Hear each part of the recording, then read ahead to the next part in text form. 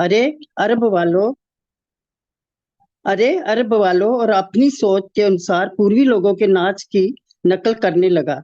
उस गली के किसी व्यक्ति को भी ना तो कृष्ण भावनामृत के विषय में, ना ही हिंदू संस्कृति तथा रीति रिवाजों के विषय में कुछ जानकारी थी। उनके लिए स्वामी जी का ये दल मात्र प्रदर्शन करते हुए सिरे फिरे हिप्पियों का झुंड था। किंतु उन्हें ये ज्ञात ना था कि स्वामी जी कौन हैं। वे तो अलग थे। फिर भी उन सबों को संदेह था। किंतु लोअर ईस्ट साइड के इवनिंग हॉल पर जैसे कुछ अग्रणी निवासी इस अजनबी के प्रति, जो ऊपर से शांतिपूर्ण संदेश के लिए अत्यंत प्रतिष्ठित व्यक्ति प्रतीत हो रहा था, सहानुभूति अनुभव कर रहे थे। इरविंग हॉल पर अनेक लोगों ने स्वामी जी के विषय में तरह तरह की धारणाएं बना रखी थी। मानो वे अचानक कीलों से बने छोटे बिस्तर पर लेटकर लोगों को देखने वाले हों, तथा इसी तरह की अन्य भ्रांत धारणाएं थी। तो भी एक शालीन, शांत, भद्र तथा सार्थक व्यक्ति के रूप में यहाँ इस प्रकार के वैमनस्य आ फंसे थे। हिप्पी हैं, क्या वे कम्युनिस्ट हैं? जहाँ नवयुवक चिढ़ा रहे थे, वे ये देर तथा बूढ़े लोग या तो अपना सिर हिला रहे थे या बिना समझे प्रभाव रहित होकर घूर रहे थे। पार्क तक का रास्ता सभी प्रकार के निंदा वाक्यों, अशिष्ट मजाकों तथा तनाव से पूर्ण था, किंतु कोई हिंसा नहीं हुई।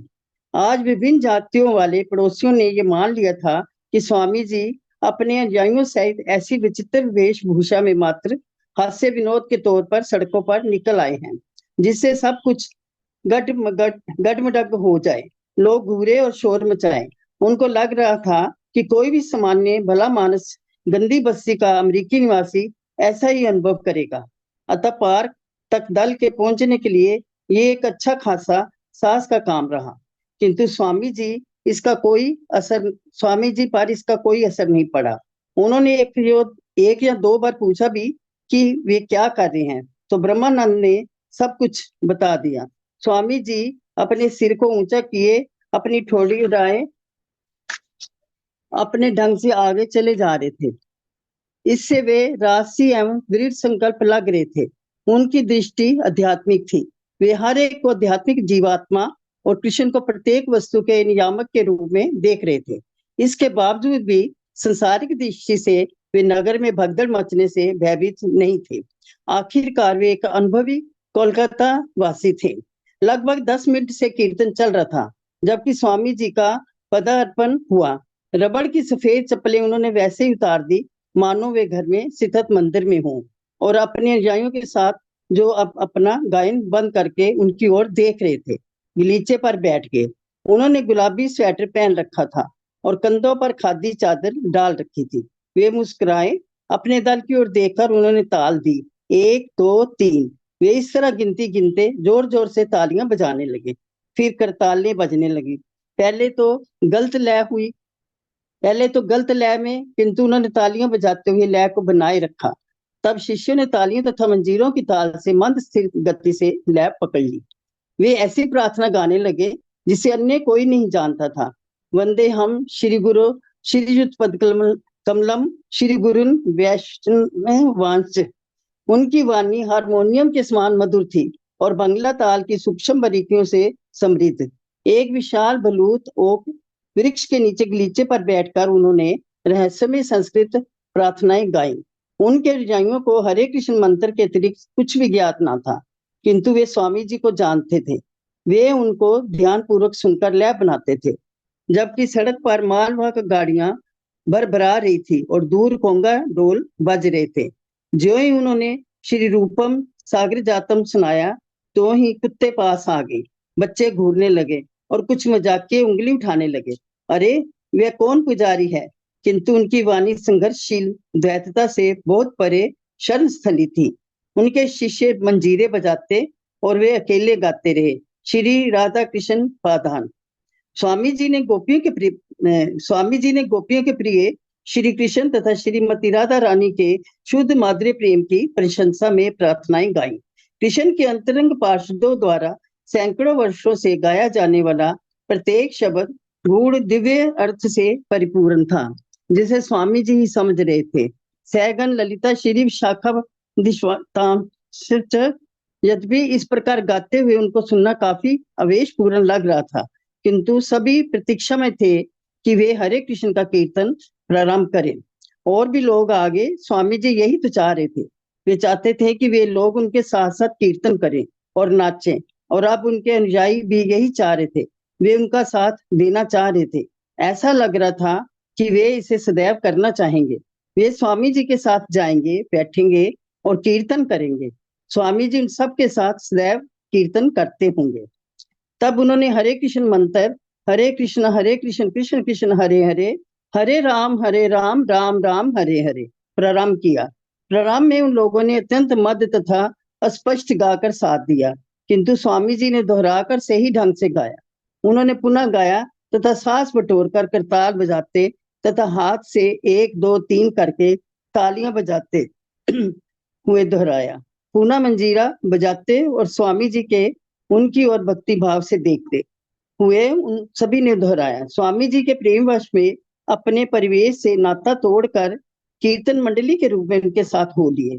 स्वामी जी बाएं हाथ से मृदंग का पट्टा पकड़े अपना छोटा मृदंग बजा रहे थे और मृदंग को अपने शरीर से लगाए थे तथा अपने दाएं हाथ से मृदंग पर गूढ़ ताल दे रहे थे। हरे कृष्णा कृष्णा कृष्णा हरे हरे, हरे राम राम राम हरे हरे। आधे घंटे बाद भी वे हरे कृष्ण मंत्र का प्रकटता से कीर्तन कर रहे थे और वे उनका साथ दे रहे थे। उनके चारों ओर देखने वालों की संख्या बढ़ती जा रही थी। कुछ हिप्पी बिछे कालीन के सिरे पर बैठ गए और पालथी मारकर बैठने लगे। पालथी मारकर बैठने, सुनने, ताली बजाने और कीर्तन करने का अनुकरण करने लगे। और ज्यों-ज्यों अधिक लोग सम्मिलित होते गए, त्यों-त्यों प्रभुपाद जी के चारों ओर की लघु मंडली बढ़ती गई। सदा की भांति उनके कीर्तन से गवैये आकृष्ट हुए। इरविंग हार्पर में बांसुरियां बनाता हूँ और मैं अपने बनाए हुए वाद्य यंत्र बजाता हूँ। जब स्वामी जी पधारे तो मैं वहां गया और बांसुरी बजाने लगा। उन्होंने मेरा स्वागत किया। जब भी कोई नया गवैया सम्मिलित होता और अपने संगीत की तान सुनाता तो स्वामी जी अपने बाहें फैला देते। ऐसा प्रतीत होता मानो वे मंच पर खड़े होकर न्यूयॉर्क फिलहार्मोनिक का नेतृत्व करने जा रही हूँ। मेरे कहने का आशय ये है कि प्रत्येक गवैये को उनके इस भाव का पता था। आप जानते हैं कि जब कोई आपको अपने साथ बजाने के लिए सम्मिलित करना चाहता है तो उससे प्रसन्नता होती है कि आप उसका साथ दे रहे हैं। संगीत का ये मूलभूत आदान प्रदान उनमें था, जिससे मैं तुरंत संबंध हो गया और मुझे इसकी प्रसन्नता थी। पार्क के विभिन्न भागों में एकाकी संगीतज्ञ हमेशा इधर उधर घूमते रहते और जब उन्होंने सुना कि स्वामी जी के कीर्तन में वे बजा सकते हैं और इसके लिए उनका स्वागत होगा तो वे एक एक करके आने लगे। क्योंकि तीव्र लय में बजाना था, अतः एक सैक्सोफोन फौजी वाद्य मंत्र जैसा था, वाद्य यंत्र बजैया भी आ गया। इरविंग हार्पर जैसे अन्य लोगों ने इसे श्रेष्ठ तरंगों वाली आध्यात्मिक वस्तु माना। ज्यों ही संगीतज्ञ सम्मिलित होने लगे त्यों ही और अधिक राही कीर्तन के प्रति आकृष्ट होने लगे। स्वामी जी टेक तथा अंतरा दोनों ही गाते रहे थे और जब लोग सम्मिलित हुए थे तो वे टेक अंश गाने लगे, जिससे अनवरत सामूहिक कीर्तन चलने लगा। दोपहर के समय जन समूह बढ़कर 100 तक पहुंच जाता और 1 दर्जन संगीतज्ञ अपने अपने कोंगा तथा बोंगो, डोलो, लकड़ी तथा धातु की बनी बांसुरियां, मुंह के बाजों, काठ तथा धातु के खटखटों, तंबूरों तथा गिटारों से लैस होकर स्वामी जी के साथ संगीत बजाने लगे थे। स्वामी जी विचित्र दिख रहे थे। उच्च स्वर से गाने के प्रयास में उनकी भौहें धंस गई थी और उनका चेहरा कठोर हो उठा था। उनकी कटपटी की नसें तन गई थी और सबों को हरे कृष्ण सुनाने के फेर में गाते रहने से उनका जबड़ा आगे निकल रहा था। यद्यपि उनकी मुद्रा आकर्षक थी, परंतु कीर्तन तेजी से चल रहा था, जो कभी कभी तनाव पूर्ण हो जाता, किंतु वे एकाग्र थे। ये अन्य किसी का योग, एकांतवास या मूक शांति चौकसी ना होकर भक्ति वेदांत स्वामी का अपना शुद्ध कीर्तन था। ये एक नवीन लहर थी जिसमें हर एक को भाग लेना होगा। जन समूह इसे स्वीकार करने लग रहा था। ये इतना लोकप्रिय हो गया था कि आइसक्रीम के विक्रेता अपनी बिक्री के लिए वहां आते। प्रभुपाद के पास 5-6 वर्ष की आयु वाले सुनहरे बालों वाले छोटे बच्चों का समूह उनके चारों ओर बैठा था। एक तरुण पोलैंड वासी बालक खड़ा घूर रहा था कोई धातु की छलनी में देखते कोयले पर धूप बत्ती जलाने लगा। उसकी मधुर सुगंध का धुआं वंशी वादकों, ढोलकियों तथा कीर्तनियों के बीच लहरें लेने लगा। स्वामी जी ने अपने शिष्यों को संकेत दिया तो वे खड़े होकर नाचने लगे। लंबा दुबला रुद्रदीश अपने हाथ उठाकर नाचने लगा। उसकी पिछली जेबों में स्टे हाई फॉर एवर के इश्तिहार भरे थे। उसी के पास अपनी गर्दन तथा लिपटी काली बनियान में गर्दन के चारों ओर बड़ी गुरियों की जपमाला पहने अच्युतानंद नाच रहा था। उसके बाल घुंघराले, लंबे तथा अस्त व्यस्त थे। तब ब्रह्मानंद खड़ा हो गया।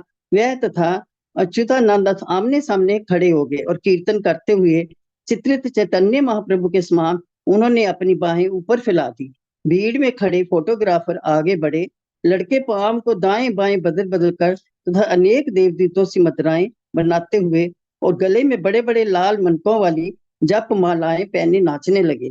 वे स्वामी जी का अनुसरण कर रहे थे। ब्रह्मानंद, एक बार जब मैं खड़ा हो गया तो सोचा कि जब तक स्वामी जी ढोल बजाते रहेंगे मुझे खड़े रहना होगा। मैंने सोचा कि यदि उनके बजाने के बीच में बैठ जाऊं तो ये अपराध होगा, अतः मैं 1 घंटे तक नाचता रहा। स्वामी जी ने भारतीय शैली में विशेष प्रकार से सिर हिलाकर स्वीकृति का संकेत किया और फिर अपने हाथ उठाकर और अधिक नाचने वालों को आमंत्रित किया। उनके और शिष्य भी नाचने लगे। हरे कृष्णा सृष्टा माता जी, 1 मिनट प्लीज, स्क्रिबल मत करिए। हरे कृष्णा। अच्छा जी, हरे कृष्ण। नहीं, आप नहीं, वो कोई स्क्रिबल कर रहे हैं। हरे कृष्णा। हरे कृष्ण। आवाज आ रही है कोई माता जी? नहीं नहीं, वो उससे पेंसिल से स्क्रिबल कर रहे हैं। नहीं, मैं तो कुछ नहीं कर रही, नहीं मेरे नहीं, हाथ आप नहीं, आप रिकॉर्डिंग नहीं। ऑफ कर लीजिए लतिका जी। हाँ जी, हाँ जी। रहेंगे मुझे खड़ा पढ़ लिए थे।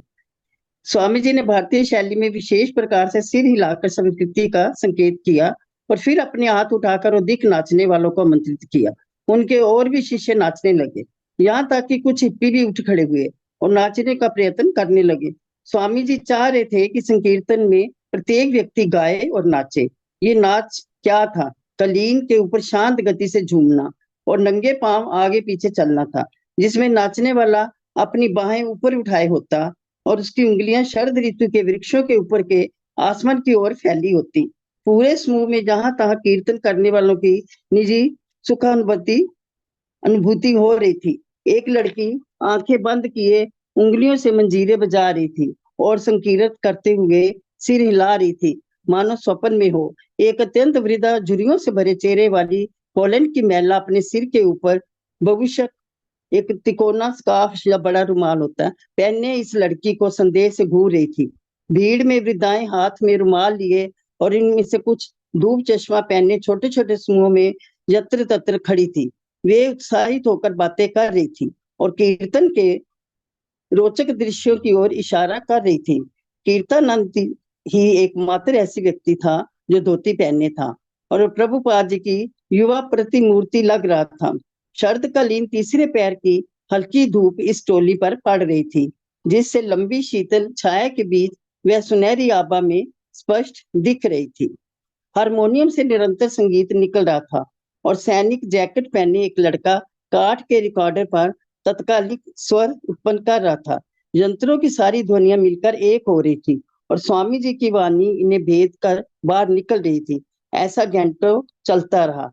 प्रभुपाद जी अपना सिर तथा कंधा सीधा रखे थे। यद्यपि मंत्र की प्रत्येक पंक्ति समाप्त होने पर और अगली नई पंक्ति प्रारंभ करने से पहले वे कभी कभी अपना कंधा उचकाते रहते। उनके शिष्य उनके पास उसी क्लीन पर बैठे थे और उनकी आंखों में धार्मिक उल्लास झलक रहा था। अंत में स्वामी जी रुके। वे तुरंत खड़े हो गए और शिष्यगण समझ गए कि वे बोलने जा रहे हैं। 4 बजे थे और पार्क में अभी भी शरदकालीन गर्म सूर्य चमक रहा था। वातावरण शांत था और श्रोतागण मंत्र की एकाग्रता के कारण एकाग्र तथा प्रमुदित थे। स्वामी जी ने बोलना शुरू किया और कीर्तन में भाग लेने के लिए सबों को धन्यवाद दिया। उन्होंने बताया कि 500 वर्ष पहले पश्चिमी बंगाल में हरे कृष्ण कीर्तन का शुभारंभ चैतन्य महाप्रभु द्वारा हुआ था। हरे का अर्थ है हे भगवान की शक्ति। कृष्ण भगवान है और राम भी परमेश्वर का एक नाम है जिसका अर्थ है परमानंद। उनके शिष्य और उनके चरणों पर बैठे सुन रहे थे। राय राम अपने हाथों से सूर्य के प्रकाश से आंखों की रक्षा करता हुआ उंगलियों के बीच से स्वामी जी को देख रहा था, और कीर्तनंद का सिर एक और झुका था, मानो कोई पक्षी पृथ्वी की ओर ध्यान लगाए सुन रहा हो। स्वामी जी बलिष्ठ ओक वृक्ष के सहारे सीधे खड़े हो गए। वे वक्ता की मुद्रा में अपने हाथ जोड़े थे और उनका हल्का केसरिया वस्त्र शालीनता पूर्वक उनको ढके हुए था।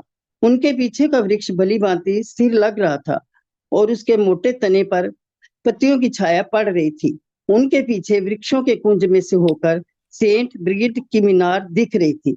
उनके दाएं हाथ एक अधेड़ स्त्री थी जिसकी वेशभूषा तथा केश बनाने का ढंग अमेरिका में 25 वर्ष पहले समाप्त हो चुका था। उनके बाएं हाथ एक चुलबुली हिप्पी लड़की थी जो चुस्त डेनिम पहने थी और उनकी बगल में काला स्वेटर पहने तथा अपनी बाएं छाती पर रखे एक काला युवक था। उसके बाद अपने शिशु को पकड़े एक युवक पिता था। उसके बाद एक दाढ़ी वाला बालों के बीच से मांग निकाले तरुण साधु था जिसकी बगल में दो सामान्य छोटे छोटे बालों वाले मध्यम वर्गीय पुरुष और उनकी तरुण संगनियां थी। समूह में से कई लोग पास ही खड़े रहने पर भी अस्थिर मन से इधर उधर देख रहे थे। स्वामी जी ने बताया कि स्तर 3 तरह के होते हैं, ऐन्द्रिक, मानसिक तथा भौतिक, किंतु उन सब के ऊपर आध्यात्मिक स्तर है। हरे कृष्ण का जप आध्यात्मिक स्तर पर होता है और हमारी नित्य आनंदमय चेतना को जागृत करने के लिए ये सर्वश्रेष्ठ विधि है। उन्होंने हर व्यक्ति को 26 सेकंड एवेन्यू में होने वाली सभाओं में सम्मिलित होने के लिए आमंत्रित किया और अपना संक्षिप्त भाषण ये कहकर समाप्त किया कि आपको बहुत बहुत धन्यवाद, हमारे साथ कीर्तन करें। फिर वे बैठ गए। उन्होंने अपना मृदंग लिया और वे पुनः कीर्तन करने लगे। यद्यपि 71 वर्षीय वृद्ध पुरुष के लिए मृदंग पर थाप देना और उच्च स्वर से बोलना खतरे से खाली ना था, तथापि कृष्ण के लिए वे ये संकट उठाने को तैयार थे। उनके लिए रुकना असंभव था। वे वृंदावन से दूर आए थे, कृष्ण विहीन योग संस्था के बीच से निकले थे और उन्होंने सारी शीत ऋतु गुमनाम बिताई थी। अमेरिका ने सैकड़ों वर्षों से कृष्ण का कीर्तन किए बिना इंतजार किया था। यद्यपि थोरो तथा इमर्सन ने गीता तथा पुराणों का अंग्रेजी अनुवाद किया था, किंतु उनके सराहनापूर्व माध्यम से किसी हरे कृष्ण का आगमन नहीं हुआ था। ना ही 1893 में शिकागो में संपन्न वर्ल्ड पार्लियामेंट ऑफ रिलीजन्स में हिंदुत्व के पक्ष में दिए गए विवेकानंद के सुप्रसिद्ध भाषण से को कीर्तन आरंभ हो पाया था। अतः अब जबकि अंततः कृष्ण भक्ति वैसे प्रवाहित हो रही थी जैसे गंगा नदी समुद्र की ओर बहती है, ये रुकने वाली नहीं थी। उन्हें अपने अंतःकरण में पतितों के उद्धार की भगवान चैतन्य की असीम इच्छा का अनुभव हो रहा था। उन्हें पता था कि ये भगवान चैतन्य महाप्रभु तथा उनके स्वयं के गुरु की इच्छा थी। भले ही भारत के जातिवादी ब्राह्मण नशीली दवाओं से उन्मत्त मांसाहारी अमेरिकियों एवं उनकी कुमारिका मित्रों की संगति को सहमति ना दे, किंतु स्वामी जी कहते कि मैं शास्त्रों के सर्वथा अनुकूल कार्य कर रहा हूँ। भागवत में स्पष्ट उल्लेख है कि कृष्ण चेतना समस्त जातियों को प्रदान की जाए। प्रत्येक व्यक्ति आत्मा है, उसका जन्म चाहे कहीं का भी हो, उसे पवित्र नाम के जप द्वारा उच्चतम आध्यात्मिक पद पर लाया जा सकता है। वे चाहे जितने भी पाप कर्म करते रहे हों, वे कृष्ण चेतना के सर्वथा योग्य पात्र हैं। टॉम्किंस स्क्वायर पार्क कृष्ण की योजना थी। ये भी पृथ्वी का एक अंश था और ये लोग मानव जाति के सदस्य थे और इस युग के लिए हरे कृष्ण का जप ही धर्म था। जब स्वामी जी अपने स्टोर फ्रंट को लौटे तो उन्होंने देखा कि उनके दरवाजे के बाहर पार्श्व पथ पर पार्क से आए बहुत से लोग खड़े हैं। ये वे नवयुवक थे जो उनके आगमन की प्रतीक्षा कर रहे थे कि वे आए और मैचलेस गिफ्ट का द्वार खोले। वे वृद्ध स्वामी जी तथा उनके शिष्यों और पार्क में प्रस्तुत किए गए उत्तम दृश्य तथा नाच एवं कीर्तन के विषय में अधिक जानकारी प्राप्त करने के उद्देश्य से प्रतीक्षारत थे। उनसे स्टोर फ्रंट भर गया था। पार्श्व पथ में बाहर की ओर डरपोक व आवारा लोग मंडरा रहे थे जो दरवाजे तथा खिड़की के निकट धूम्रपान करते हुए या अंदर झांकते हुए दीवार में लगे चित्रों को देखने का प्रयास कर रहे थे। स्वामी जी घुसे और सीधे मंच पर चढ़ गए और जन समूह के समक्ष बैठ गए, जो आज तक मंदिर में आए लोगों का सबसे बड़ा समूह था। उन्होंने कृष्ण भक्ति के विषय में आगे बताया और जब वे संस्कृत प्रमाण का उदाहरण देते तो शब्द उनके मुंह से ऐसे ही स्वाभाविक ढंग से निकलते जैसे वे श्वास ले रहे हों। उन्होंने कहा कि जिस प्रकार सबों ने आज कीर्तन किया है उसी प्रकार नित्य करना चाहिए। जब वे अपने कमरे में आए तो काफी विलंब हो चुका था। एक लड़का उनके लिए एक प्याला गर्म दूध ले आया और किसी ने ये कहा कि उन्हें प्रति सप्ताह पार्क में कीर्तन करना चाहिए। स्वामी जी बोले, प्रतिदिन यद्यपि वहां आधे दर्जन लोग उपस्थित थे, तथापि स्वामी जी अपनी पतली चटाई पर लेट गए। वे कुछ मिनटों तक बोलते रहे, तब उनकी वाणी धीरे धीरे रुकने लगी और वो रह रहकर उपदेश देते रहे। उसके बाद ऐसे लगने लगा कि वे ऊँग रहे हैं। 10 बज रहे थे। सब लोग धीरे से दबे पांव दरवाजा बंद करते हुए चले गए। अब हरे कृष्ण लोकप्रिय हो रहा था। पार्कों हरे में कृष्णा नियमित माता जी, धन्यवाद माता जी। हरे कृष्णा लतिका हाँ जी, माता जी। धन्यवाद। अगला कौन पढ़ना चाहेंगे? किसने हैंड रेस किया है? सुशीला माता जी, हरे कृष्णा। मैंने लतिका जी बोल रही हूँ माता जी। हाँ जी, सुशीला माता जी के बाद पढ़ लीजिएगा आप, आशा माता जी। ठीक है जी। अब हरे कृष्ण लोकप्रिय हो रहा था। पार्कों में नियमित कीर्तन होते और समाचार पत्रों में भी समाचार छपते। है ग्रीव इसे हरे कृष्ण विस्फोट कहने लगा। लोअर ईस्ट साइड के हिप्पी कीर्तन को सबसे सुनिश्चित घटना कहते और सोचते कि स्वामी जी के शिष्यों के LSD के सेवन न करने पर भी उनकी लोकप्रियता को हानि नहीं पहुंच रही थी। भक्तों को देवी शक्ति माना जा रहा था। अन्यों तक शांतिपूर्वक कीर्तन पहुंचाते, निःशुल्क भोजन प्रदान करते और निःशुल्क रहने का स्थान देते। आप उनके स्थान पर यदि ठीक समय पर पहुंचे तो अत्यंत रोचक शाकाहारी भोजन निःशुल्क प्राप्त कर सकते थे। उनके स्टोर फ्रंट के दरवाजे के किनारे पर रखी अलमारी में भारत से प्राप्त पुस्तकें रखी थी। स्थानीय संगीतज्ञों ने पार्क में तथा मंदिर में स्वामी जी के कीर्तन करते समय जो धुन ग्रहण की थी उसी को वे क्लबों में सुनाते। लोअर ईस्ट साइड कलाकारों तथा संगीतज्ञों की स्थली थी और अब हरे कृष्ण की भी स्थली हो गई थी। सायकालीन कीर्तन सदैव विराट होते। हर रात्रि के समय छोटा सा स्टोर फ्रंट इतना भर जाता कि बैठने के लिए जरा भी स्थान न रहता। समूह कीर्तन तथा गायन में लोगों की तो काफी रुचि रहती, किंतु जब कीर्तन के बाद व्याख्यान होने को होता तो वे जाने लगते। व्याख्यान के पूर्व आधे लोगों को का चले जाना कोई असामान्य बात न थी और कभी कभी तो व्याख्यान के बीच से ही लोग उठ जाते। एक शाम की एलन गिन्सबर्ग अपने साथ सभा में फग से संबद्ध एड सैंडर्स तथा टूली उफनबर्ग को लाया। फग एक ऐसा स्थानीय समूह था जिसने अश्लील गीतों में विशेषता प्राप्त की थी और नाम कमा रहा था। एड सैंडर्स के गीतों में से slum goddess of lower east side, group grope तथा I can not get high अधिक लोकप्रिय थे। एड सैंडर्स के बाल अत्यंत लाल थे और दाढ़ी बिजली जैसी लाल थी। वह कीर्तन के समय गिटार बजाता था। भक्तजन इन विख्यात अतिथियों को देखकर प्रसन्न थे। फग की इस रात्रि में स्वामी जी ने काम सुख के मोह पर बोलने का निश्चय किया।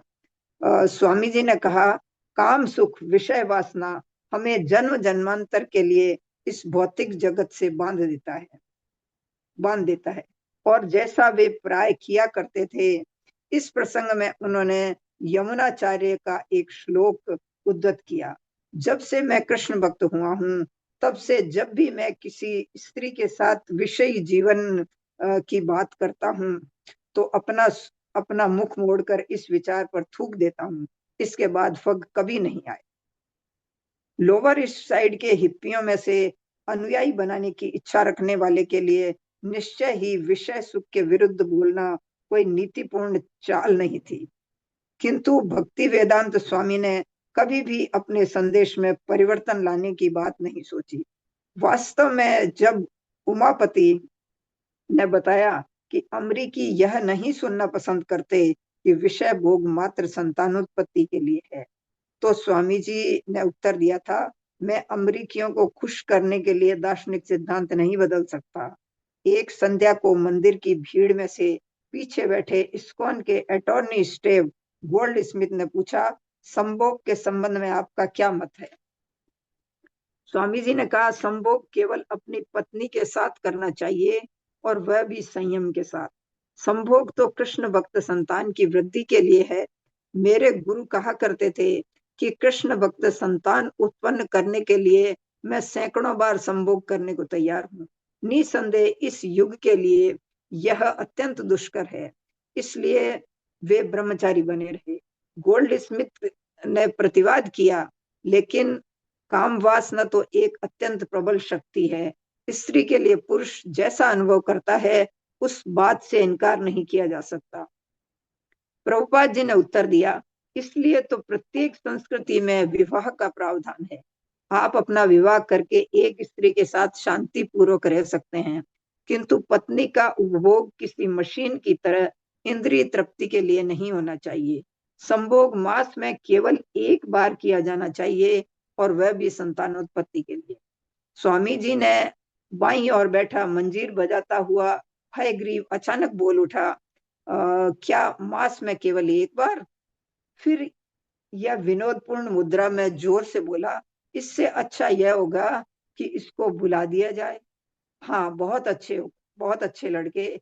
यही तो कहकर स्वामी जी हंस पड़े और उनके साथ सभी हंसे। अच्छा हो कि इसके विषय में सोचा ही न जाए।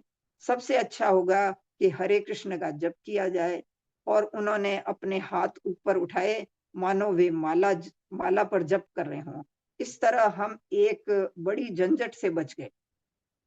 काम वासना तो खुजलाहट जैसा है, बस इतना ही। और जितना अधिक हम खुजलाते हैं, हालत उतनी ही अधिक खराब हो जाती है। इसलिए हमें खुजलाहट को सहन कर लेना चाहिए और श्री कृष्ण से सहायता मांगनी चाहिए। यह सरल नहीं है। भौतिक जगत में संभोग परमानंद है, किंतु साथ ही यह सबसे बड़ा बंधन भी है। किंतु स्टेव गोल्ड स्मिथ अपना सिर हिलाता रहा। स्वामी जी ने उसकी ओर हंसते हुए देखा, क्या अब भी कोई समस्या है? हाँ, यह सिद्ध किया जा चुका है कि संभोग के वेग को दमित करना घातक है। यह एक सिद्धांत है कि युद्ध इसलिए होते हैं क्योंकि, प्रभुपाद ने टोकते हुए कहा, लोग मांस खा रहे हैं और जब तक वे मांस खाते रहेंगे युद्ध होते रहेंगे। और यदि मनुष्य मांस खाता है तो वह निश्चय ही अवैध यौनाचार भी करेगा। स्टेव गोल्ड स्मिथ इस्कॉन का प्रभावशाली मित्र तथा समर्थक था, किंतु प्रभुपाद अमरीकियों को प्रसन्न करने के लिए कृष्ण भावनामृत के दर्शन में कोई परिवर्तन नहीं करेंगे। रात्रि के 11 बजे थे और स्वामी जी के मकान के छोटे से रसोई घर में केवल एक ही बत्ती जल रही थी। स्वामी जी जाग रहे थे और कीर्तनानंद तथा ब्रह्मानंद को भोजन बनाना सिखा रहे थे, क्योंकि अगले दिन रविवार को वे एक सार्वजनिक भोज देने वाले थे। कीर्तनानंद ने सुझाया था कि इसको प्रीति भोज के रूप में विज्ञापित किया जाए और स्वामी जी ने यह नाम स्वीकार कर लिया। यद्यपि कुछ लोगों का विचार था कि उनके मुख से प्रीति भोज सुनने में शुरू में विचित्र लगता है। भक्तों ने पड़ोस भर में पोस्टर लगा दिए थे और स्टोर फ्रंट की खिड़की की ओर से और संकेत भी बना दिया था। स्वामी जी ने कहा था कि कम से कम 50 लोगों के लिए भोजन बनेगा। उन्होंने कहा कि ऐसे प्रीति भोज इस्कॉन के महत्वपूर्ण अंग बन जाने चाहिए, जैसा कि वे पहले भी कई बार बता चुके थे।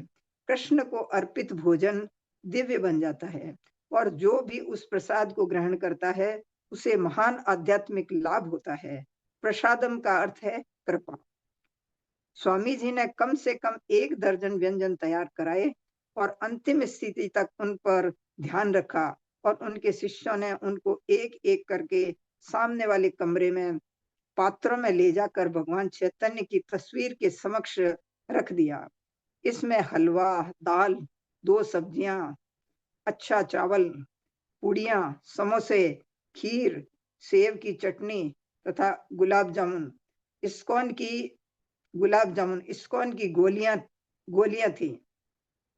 स्वामी जी ने इन गुलाब जामुनों को मंद आंच पर जब तक सुनहरे भूरे नहीं हो गए तलते रहने में काफी समय लगाया था।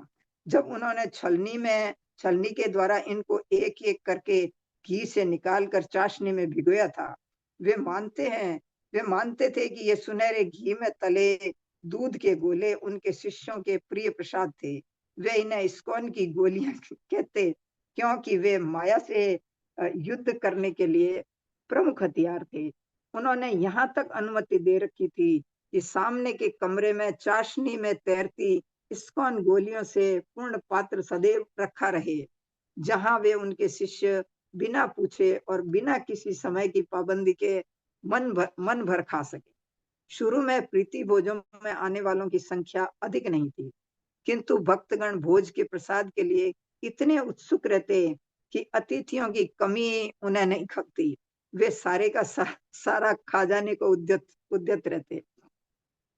सत्व स्वरूप प्रीति भोज में ब्राह्मण सेवैया नामक एक व्यंजन था, जो चावल के आटे से बनी सेवैयों को घी में पकाकर चीनी के शीरे में डुबाकर बनाया गया था।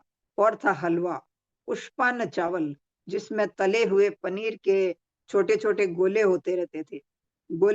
रहते थे, समोसे, मूंग की तली नमकीन, मसालेदार दाल, पूरियां, गुलाब जामुन और हय ग्रीव की शब्दावली में हर वस्तु स्वादिष्ट थी। प्रीति भोज खाना एक गहन अनुभव होता था। हमें पूरे सप्ताह अपनी जीभ को वश में रखते हुए विधि विधानों का कठोर पालन करते हुए अपनी इंद्रियों को संयमित करना होता था। यह भोज एक प्रकार का पुरस्कार होता। स्वामी जी तथा कृष्ण हमें पूर्ण आध्यात्मिक आनंद का स्वाद चखाते। यद्यपि हम अभी नौसिखिए थे और अभी भी भौतिक जगत में थे। थाली भर दें, क्योंकि यह बहुत अच्छा है। थाली भर भोजन लेने के पूर्व मैं प्रार्थना करता, कृपया मुझे कृष्ण भावनामृत में रहने दें, क्योंकि यह बहुत अच्छा है और मैं अत्यंत चकित हूँ। मैं स्वामी जी की सेवा करता रहूं और दिव्य आनंद के साथ इस भोजन का आनंद लूं। और अच्छा चावल, मनपसंद तरकारी, रोटी खाता और गुलाब जामुन को अंत तक खाने के लिए बचा रखता और यह सोचता कि मैं इन्हें दोबारा या तिबारा भी ले सकूं। हमारी आंखें बड़े बड़े पात्रों पर इस विश्वास के साथ लगी रहती थी कि इच्छानुसार खाने के लिए काफी बचा हुआ है। यह समय पुनः समर्पण का होता। हम सभी मुक्त स्वाद तथा इंद्रिय तृप्ति का लाभ उठाते। खाना परम आवश्यक था। धीरे धीरे उपस्थिति बढ़ती गई। ये भोज निःशुल्क होते और अपनी सुस्वादुता के लिए विख्यात थे। अधिकतर स्थानीय हिप्पी आते, किंतु यदा कदा प्रयोग के लिए न्यूयॉर्क के उच्चतर वर्ग के लोग या फिर भक्तों में से किसी के माता पिता आ जाते थे। जब छोटा सा मंदिर भर जाता तो अतिथिगण प्रांगण में जा बैठते।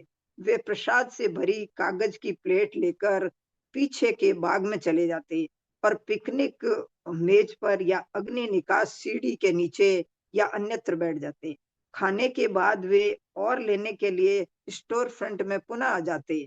भक्त प्रसाद पात्रों के पीछे खड़े रहते और अतिथि दूसरी बार मांगने के लिए उन्हीं के पास आते।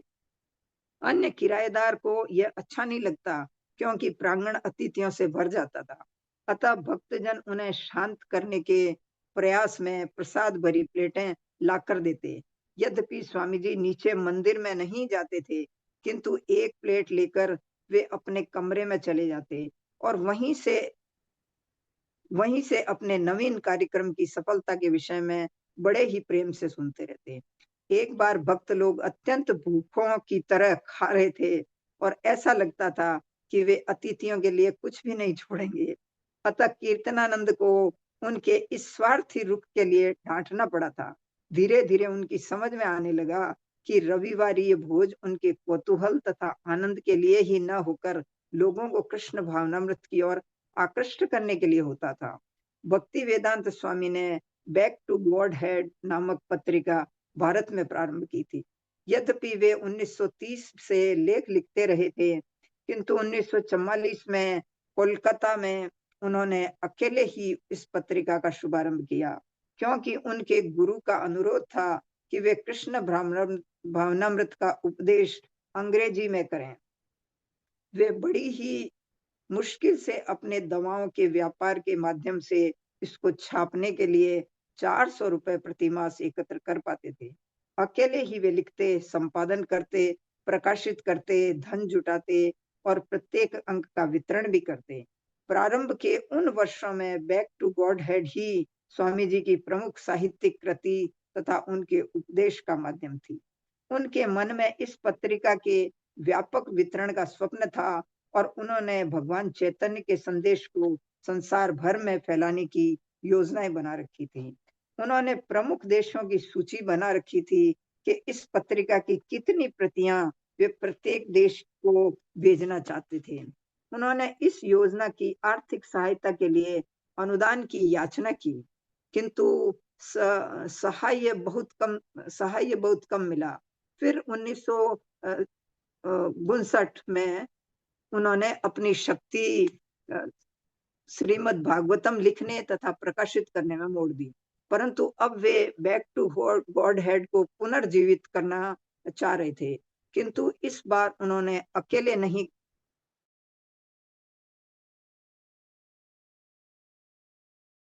स्वामी जी के एक शिष्य गर्ग मुनि ने सुना कि क्वींस का एक ग्रामीण क्लब अपना छोटा सा एबी डिक छापाखाना मुद्रणालय बेचने का प्रयास कर रहा है। स्वामी जी इसे खरीदना चाहते थे, अतः वे गर्ग मुनि तथा कीर्तनानंद के साथ किसी भी मांग कर ली हुई गाड़ी द्वारा मशीन देखने गए। यह मशीन प्राचीन थी, किंतु इसकी दशा अच्छी थी। देहाती क्लब का मैनेजर इसे $250 में बेचना चाह रहा था। स्वामी जी ने मशीन को ठीक से देखा भाला और बातचीत में मैनेजर को बताया कि वे इसे आध्यात्मिक उद्देश्य से खरीदना चाहते हैं। मैनेजर ने अपने पास की एक दूसरी मशीन का उल्लेख किया और बतलाया कि वास्तव में इन दोनों में से एक भी उसके काम की नहीं है। अतः स्वामी जी ने कहा कि वे उन दोनों मशीनों के $250 देंगे।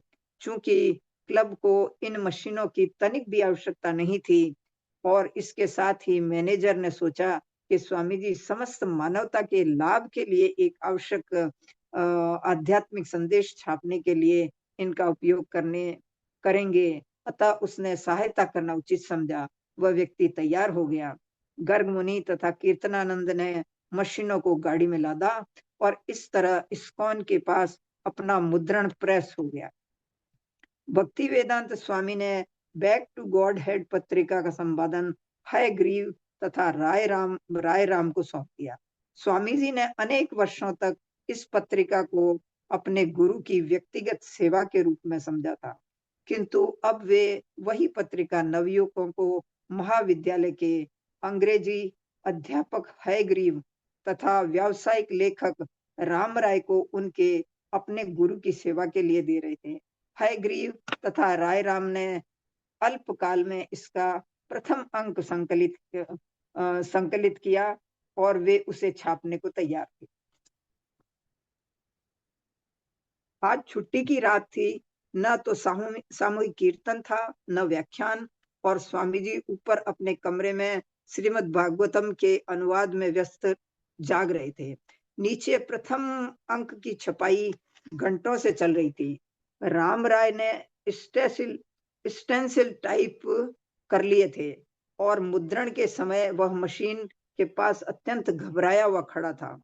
प्रत्येक पृष्ठ की छपाई देख रहा था और अपनी दाढ़ी सहलाते हुए कह रहा था। अब समय हो गया था कि सभी पृष्ठों को एकत्र करके प्रत्येक पत्रिका को स्टेपल किया जाए।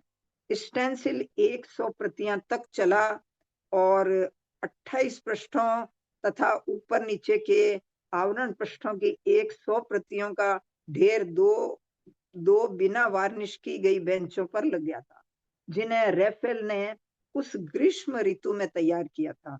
कुछ भक्त सभी पृष्ठों को लेकर उन्हें स्टेपल करते जाते।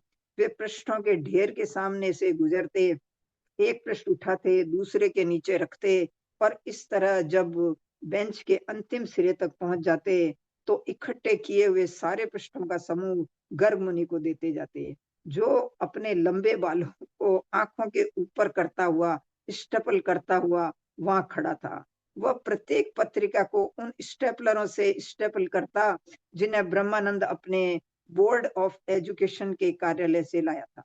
यहाँ तक कि हयग्रीव भी, जो सामान्यतः ऐसे छोटे कार्यों के लिए स्वेच्छा से तैयार नहीं होता था, आगे पीछे जाकर पृष्ठों को एकत्र करने लगा। सहसा बगल का दरवाजा खुला और उन्होंने आश्चर्यपूर्वक देखा कि स्वामी जी उनकी ओर निहार रहे थे। फिर दरवाजे को पूरी तरह खोलते हुए वे कमरे में प्रविष्ट हुए।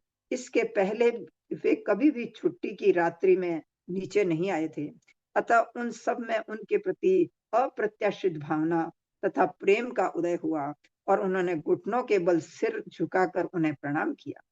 उन्होंने अपना हाथ उठाते हुए ऐसा करने से उन्हें मना किया, जबकि कुछ अभी भी झुके हुए थे और कुछ झुकने के बाद उठ रहे थे।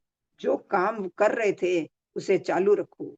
जब वे उठकर खड़े हो गए और उन्होंने अपने साथ स्वामी जी को खड़े देखा तो उनकी समझ में नहीं आ रहा था कि क्या करें, किंतु यह स्पष्ट था कि वे उन्हें बैक टू गॉड हेड पत्रिका निकालते देखने के लिए नीचे आए थे। अतः वे सब शांत भाव से दक्षता पूर्वक कार्य करते रहे। प्रभुपाद पृष्ठों की पंक्ति से होकर आगे बढ़े, अपना हाथ तथा अपनी कलाई अपनी शॉल से बाहर निकालकर संपूर्ण पत्रिका के पृष्ठों के ढेर को और एक तैयार की गई पत्रिका को छूते हुए उन्होंने कहा, इस्कॉन प्रेस। जगन्नाथ ने आवरण पृष्ठ का डिजाइन बनाया था, जिसमें उसने मंदिर में अपने द्वारा बनाए गए चित्र की भांति राधा तथा कृष्ण का चित्र शाही से खींचा था। यह एक सरल चित्र था जिसे समकेंद्रित वृत्तों के भीतर बनाया गया था। प्रथम पृष्ठ पर वही आदर्श वाक्य था जिसे प्रभुपाद ने वर्षों तक बैक टू गॉड हेड में इस्तेमाल किया था। ईश्वर प्रकाश है, अविद्या अंधकार है। जहां ईश्वर है वहां अविद्या नहीं रहती। प्रभुपाद ने संपादकों को जो पहला और मुख्य उपदेश दिया था वह यह था कि पत्रिका नियमित रूप से प्रति मास निकले। भले ही वे इसकी प्रतियों को बेच पाएं या वे केवल 2 ही पृष्ठ निकाल पाएं, तो भी उन्हें इसके स्तर को बनाए रखना होगा। उन्होंने हयग्रीव को अपने कमरे में बुलाकर उसे अपनी पुस्तक श्रीमद् भागवतम के 3 खंडों का एक पूरा सेट भेंट किया। प्रत्येक खंड के आवरण पृष्ठ पर उन्होंने लिखा था, श्रीमन हयग्रीव दास ब्रह्मचारी को अपने आशीर्वाद सहित ऐसी भक्ति वेदांत स्वामी। हयग्रीव ने कृतज्ञता प्रकट करते हुए बताया कि वह अभी तक उसमें उन्हें खरीदने की क्षमता नहीं थी। प्रभुपाद ने कहा, सब ठीक है, अब तुम बैक टू गॉड हेड का संकलन करो, निष्ठा से काम करो और इसे टाइम पत्रिका जैसी विशाल बना दो। प्रभुपाद चाहते थे कि उनके सभी शिष्य इसमें भाग लें। उन्होंने कहा, मंद बुद्धि मत बनो, कुछ ना कुछ लिखो। वे अपने शिष्यों को यह पत्रिका उनके अपने प्रचार के लिए प्रदान करना चाहते थे। ब्रह्मानंद तथा गर्ग मुनि ने उसी रात प्रथम अंक को अपनी अपनी साइकिलों पर लादा और वे लोअर ईस्ट साइड से लेकर 14वीं स्ट्रीट तक की प्रमुख दुकानों से होते हुए वेस्ट विलेज तक जाते रहे, जब तक कि उन्होंने सभी 100 प्रतियां वितरित न कर दी। यह प्रचार में बढ़ोतरी थी। अब उनके सारे विद्यार्थी टाइप करने, संपादन, लेखन, संग्रह करने तथा बिक्री में हिस्सा ले सकते थे।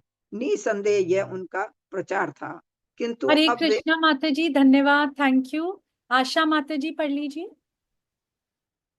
माता जी ने बहुत अच्छा पढ़ा, बहुत अच्छा, बहुत ही अच्छा।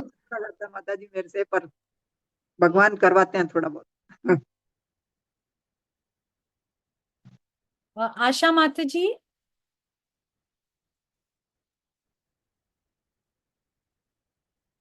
मैं पढ़ू माता जी। आशा माता जी पढ़ने वाले थे। आशा माता जी, हरे कृष्णा। हाँ जी, मैं पढ़ रही हूँ। हाँ जी। विवाह के तुरंत बाद मुकुंद तथा जानकी वेस्ट कोस्ट के लिए रवाना हो गए। मुकुंद ने स्वामी जी को बताया कि वह भारतीय संगीत का अध्ययन करने भारत जाना चाहते हैं, किंतु दक्षिणी ओरेगन में कुछ सप्ताह रहने के बाद वह सैन फ्रांसिस्को में रहने लगा। अब उसे एक अच्छा विचार सूझा। वह किराए पर स्थान लेकर स्वामी जी को आने के लिए आमंत्रित करना चाह रहा था, जिससे वह हैट एशबरी तालुके में उसी तरह हरे कृष्ण आंदोलन चालू कर सके जिस तरह वे लोअर ईस्ट साइड में कर रहे थे। उसने बताया कि वहां पर कृष्ण भाव नामृत के प्रचार के लिए अच्छी प्रत्याशाएं हैं। कभी कभी अपने कमरे में संध्याकालीन बैठकों में स्वामी जी पूछते कि क्या वेस्ट कोस्ट में मुकुंद तैयार है। कई महीनों तक स्वामी जी के वेस्ट कोस्ट जाने के का विकल्प अन्य कई विकल्पों में से एक था, किंतु तभी जनवरी 1967 के प्रथम सप्ताह में मुकुंद से एक पत्र आया कि उसने हैट एशबरी तालुके के बीचों बीच फ्रेडरिक स्ट्रीट में एक स्टोर फ्रंट किराए पर ले लिया था। उसने लिखा कि हम इसे एक मंदिर में रूपांतरित करने में व्यस्त हैं और स्वामी जी ने घोषणा की कि मैं तुरंत आऊंगा। मुकुंद ने बताया तुरंत जाऊंगा सॉरी मुकुंद ने बताया कि सैन फ्रांसिस्को के हैट एशबरी में जनजातियों का एक सम्मेलन हो रहा है। सारे देश से हजारों हिप्पी उसी पड़ोस में आ आ रहे हैं जहां मुकुंद ने किराए का स्टोर फ्रंट ले रखा है। ये न्यूयॉर्क सिटी में चल रहे युवा जागरण से काफी बड़ा था। इस नवीन मंदिर के लिए धन एकत्र करने के लिए मुकुंद मंत्र रॉक नृत्य कार्यक्रम का आयोजन करने की योजना बना रहा था और इसमें विख्यात बैंड भाग लेने जा रहे थे। इसके होने वाले मुख्य आकर्षण थे स्वामी भक्ति वेदांत तथा हरे कृष्ण कीर्तन। यद्यपि मुकुंद ने अपने पत्र के साथ एक वायुयान का टिकट भी संलग्न किया था, किंतु स्वामी जी ने कुछ अनुयायियों ने इस बात को मानने से इनकार किया कि स्वामी जी इसका इस्तेमाल करेंगे। जो लोग न्यूयॉर्क छोड़कर नहीं जा सकते थे, वे स्वामी जी के सैन फ्रांसिस्को जाने के विचार की आलोचना करने लगे।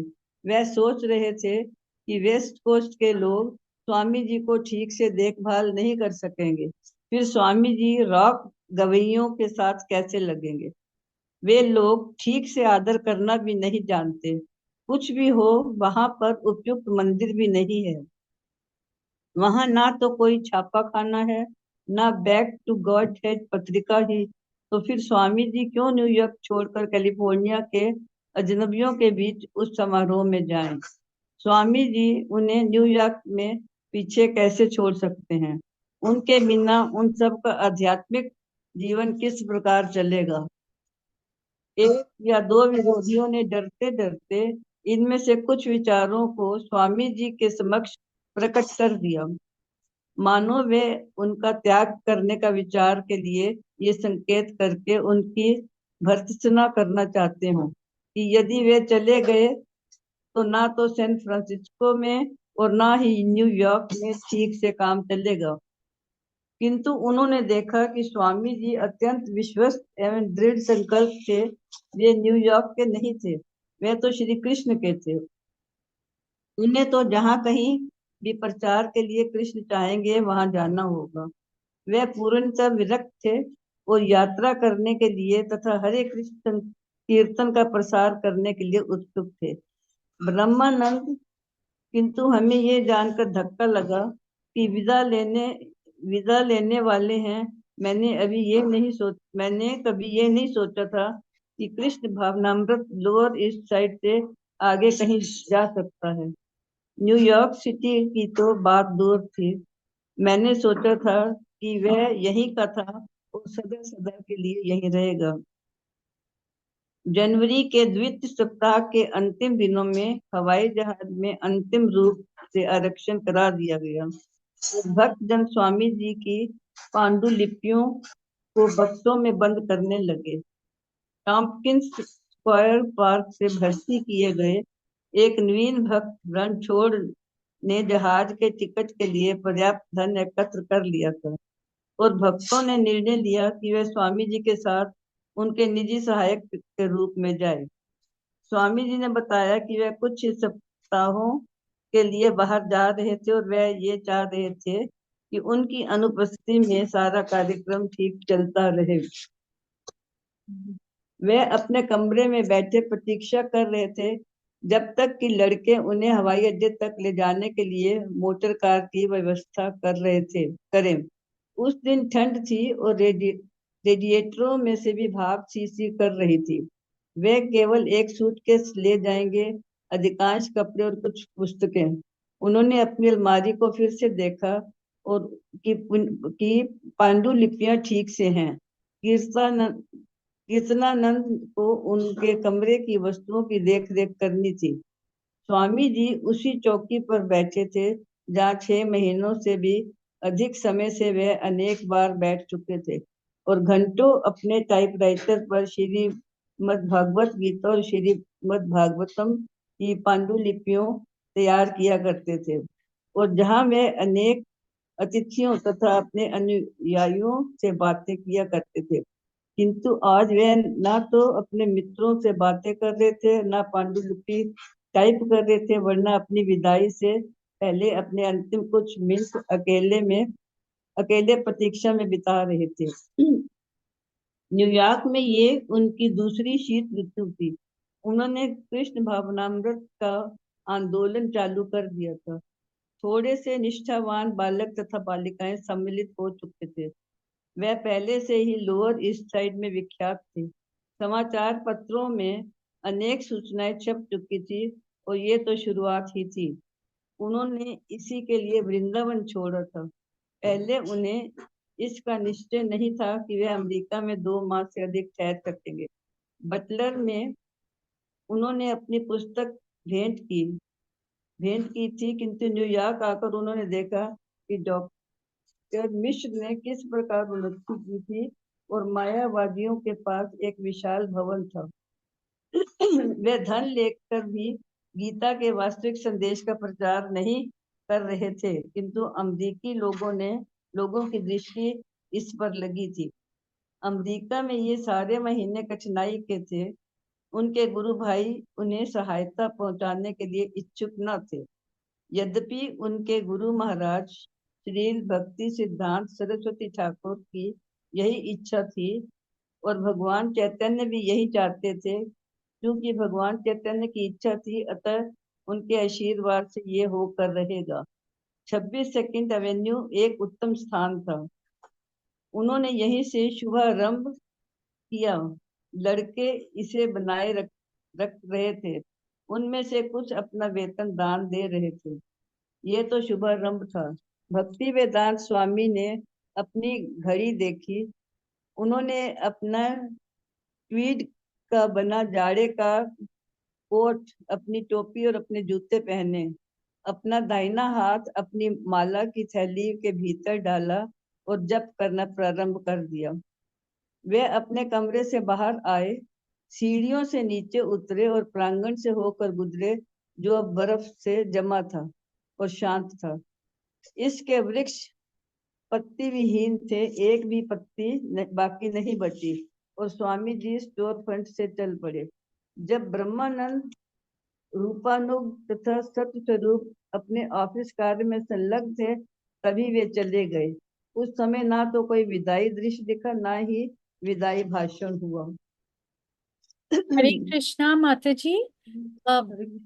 भावना जी, रीमा जी, हम लोग ने ये वाला अध्याय खत्म कर लिया है। अब नया अध्याय शुरू करना होगा, तो क्या नेक्स्ट टाइम से करें या अभी कंटिन्यू करें? What page number is it? Page number देखिए, पेज नंबर 110 होगा। तो आई थिंक नेक्स्ट ठीक है, इसके बाद PDF बुक जो भी लोड नई किया शुरू है, होगी। हाँ, इसके बाद क्योंकि PDF भी नया शुरू होगा तो फिर हम नेक्स्ट टाइम से कर लेंगे, मंडे से। नेक्स्ट टाइम जैसा सब बोले। Any other suggestion? Hare Krishna.